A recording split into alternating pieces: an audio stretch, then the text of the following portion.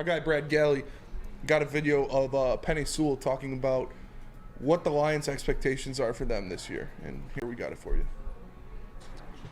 Definitely off the bat, expectations are way higher than last year. We coming out with a different intent, different purpose than we were here last year. Attention to detail has to go up.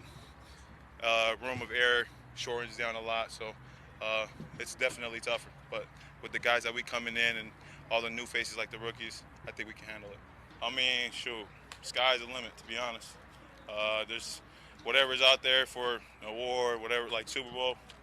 I believe that we have the right guys to accomplish that goal. So sky's the limit, and can't wait to see what we do this year. When is there too much hype? Is there a point where there's too much hype, or is this how these guys should be feeling? No. This is absolutely how they should be feeling after last year. They proved it to themselves. They didn't just go on an 8-2 run against absolute scrub teams. They beat good teams. They beat a team, the Jacksonville Jaguars, that won a playoff game this postseason, although kind of like one of those weird ones. And Trevor Lawrence threw like 4 interceptions, still miraculously came back. But they beat the New York Giants, who beat the Minnesota Vikings. Like this team proved themselves last year. And you don't just hit the field and you're automatically that same team. We've been told that time and time again by these players, but they're also aware of that. They're going to bring everything to the table. They're going to stay hungry. They've known nothing but losing. Let's be realistic about the Detroit Lions. Us, even as Detroit Lions fans, know nothing but losing. My lifetime, where I'm actually like grown enough to witness and consume a football game, we have never won a playoff game in my entire fucking existence. Yeah. As a football fan, but they know they've been there last year. They've been on the same field as these teams, and they've competed. I mean, as much as the NFC champion Philadelphia Eagles. Now, week 1, you can say the roster's changed at that point too, but that was, you don't look at it that way, sure. But that's also Detroit Lions at their worst, with the league's youngest roster. Like, I don't think there's no such thing as too much hype. And then you carry over to the offseason where you have the offense operating without being attacked by the defense physically because there's no pads, and they can't get shit going because the secondary's fucking everything up. Mm-hmm. They should 100% have these expectations. They know what it is, and they know they're capable of bringing it. Yeah. That's for sure. And everybody in the chat, relax. I sent the Sam clip to Chris. We're going to play it coming out of the next break, so you guys will be able to see it there. But, yeah, I don't think there should be expectations, especially with guys this young, guys like Penny Sewell that haven't known really the horrors of the Detroit Lions franchise and what it's been. And they've just experienced this Dan Campbell, Brad Holmes kind of re-galvanizing of the squad. Like, yeah, they should be feeling good. They should be ready to go. How they finished the season last year, what they added in free agency, having another good draft. Like, they should be ready to go. They should be chomping at the bit. They know this division's for the taking. They know the NFC North is extremely achievable. They know they could shoot for the NFC if they really tried to. So I love it, man. And we talked about in the past Penny Sewell becoming a vocal leader on this team, being asked to be a vocal leader. And when your vocal leaders are talking like this, talking about the hype, the expectations, the sky's the limit, like that bleeds through the rest of the organization. And I'm just excited to see these guys take the field, man. And I'm reading a comment too by guy Steve O'Baby in the Woodward Sports Chat. Says the difference is easy.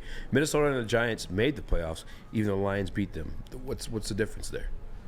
We're talking about the Detroit Lions team that started off 1-6 because of a little bit of inexperience there. You had the injury to Tracy Walker. Tracy Walker, who then at that point was the quarterback of that defense. The quarterback handle or green dot gets handled then to Alex Anzalone.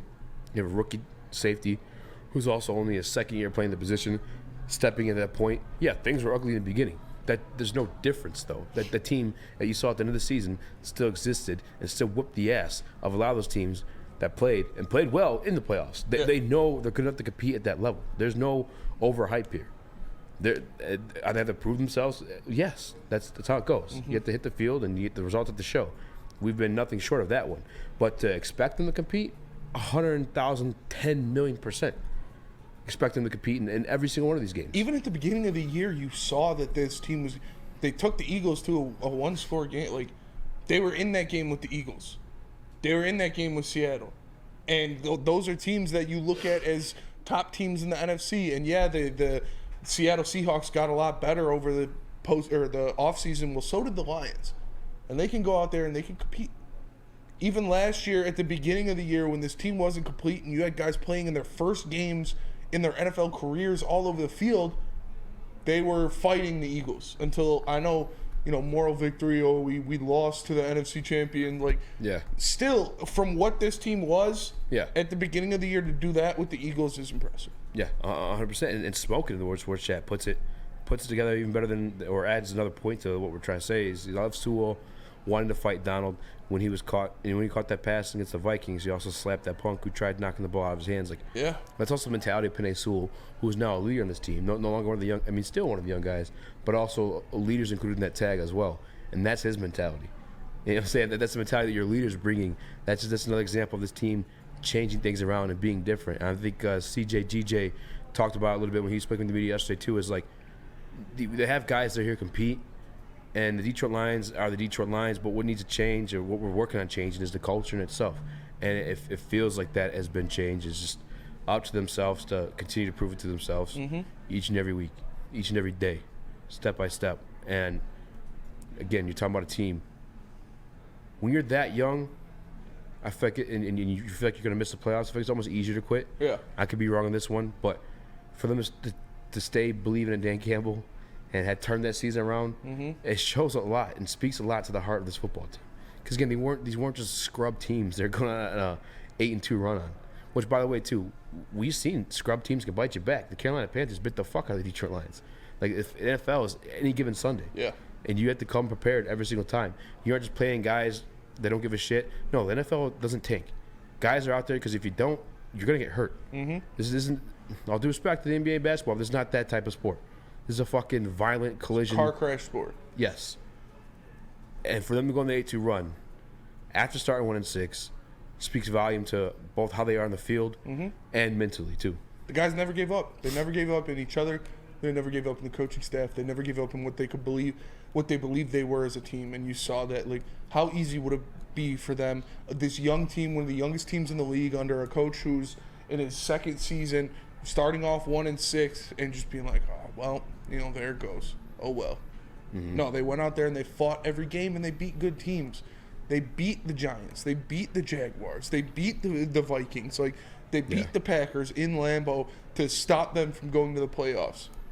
These aren't just willy-nilly wins. These aren't things that every team can accomplish. Like, they went out there and they made names for themselves and they put shockwaves through the league. Like, why do you think so many people in national media are talking about the fucking Detroit Lions now? Is because people recognize, like, yeah, this shit's different. Yeah. Like, I know you guys were talking about how much you hate Stephen A. Smith earlier in the chat. Well, he took the Lions as his team to compete with the Eagles for the NFC. So, like, it's getting out there. It's not just Mina Kimes and Dan Orlovsky, like, on the Dan Campbell train anymore. More people are buying in, and for the right reasons, because they proved they can hang out there and bang with anyone. They added great talent, and they're continuing to add great talent. Got Apostle Pistons segment for later on the show. Shout out to Rodney with that text. Gilbert Arenas talking spicy, but yeah, I don't. There's too much hype on the Detroit Lions. It's my guy, JB, Chris. You guys got anything more on this one? I mean, it's just simple. Your best players set the tone in every locker room, all across sports. And Penei is one of the best players on this team.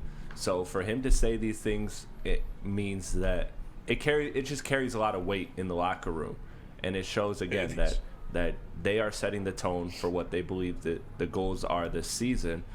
And now it's just time to put it to test and achieve them. And a lot of it too shows in the leadership as well. I mean, you talk Sheila Ford from putting the money on to fixing the turf right away, to Brad Holmes going out there.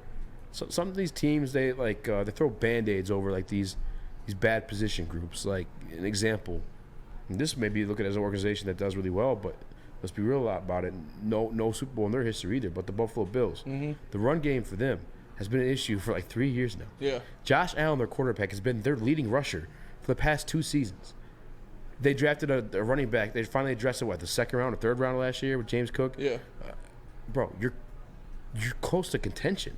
Stop slapping a Band-Aid. Go and address it. The Detroit Lions secondary was a fucking huge huge wound in this defense. They've slapped Band-Aid on that bitch? No. They completely reinvented it. Yes. Yeah. Tore it down to the studs. Exactly. Everybody's fucking replaced and upgraded. outside of it, we're still going to see Jerry Jacobs. Jerry Jacobs ain't going down without a fight. He feels mad disrespected. I'm not putting Mosley over him just yet, although I probably will have because Mosley's a damn good quarterback too. But Mosley, Sutton, CJ, GJ, and they have the draft of Kirby. Like that was not no fucking Band-Aid. Like this, the leaders. No, they went out and got legitimate coveted talent in the NFL, legitimate guys that could start on any team in the NFL, guys that would perform on any team in the NFL and put it in their worst position. In one offseason, they took one of their greatest weaknesses and made it almost the biggest strength on the team. Fucking insane. Yeah. And so the leadership has that recognition like, hell, we're taking this seriously. We want to go and compete. The players also see that. And it's everything you fucking hear when people go, oh, it starts from the top. That's a perfect example of it. You know what I'm saying? And now it's bleeding into the players too because another organization believes in them. But JB, I'm sorry. I don't know you want to speak on this one too. Oh no, you guys are fine. I mean, you guys are running away with this, saying everything that I was gonna say. Just let it be known, Panay in that video did say Super Bowl. So I just want it to be known. Yeah. He says that the team has the greatest caliber of guys to get things done, and I truly believe that as well. I believe them starting off slow last season and finishing strong will continue on and to grow and build into this next season. So all my faith is in the Detroit Lions right now. Even Stephen A. Smith believes it. It's true. It's true. I feel it. Played no ice with except Jacobs and Will Harris. They're still here, but that don't mean they're starting. And Will Harris, I mean, obviously CJG is taking over Will Harris' spot. And Jacobs and Mosley, they're going to have to duke Tracy it out. could be the only returning starter. Yep. In this, Tracy and Kirby. And let's be real about it. Those are the only two worthy of. Yes. Except for Jerry. Jerry did nothing wrong. Jerry did nothing wrong. No. Lose his spot. It's just that he's got some competition. That's another just characteristic of this regime. Yeah. They want competition. Competition every breeds single group. better players. Yes.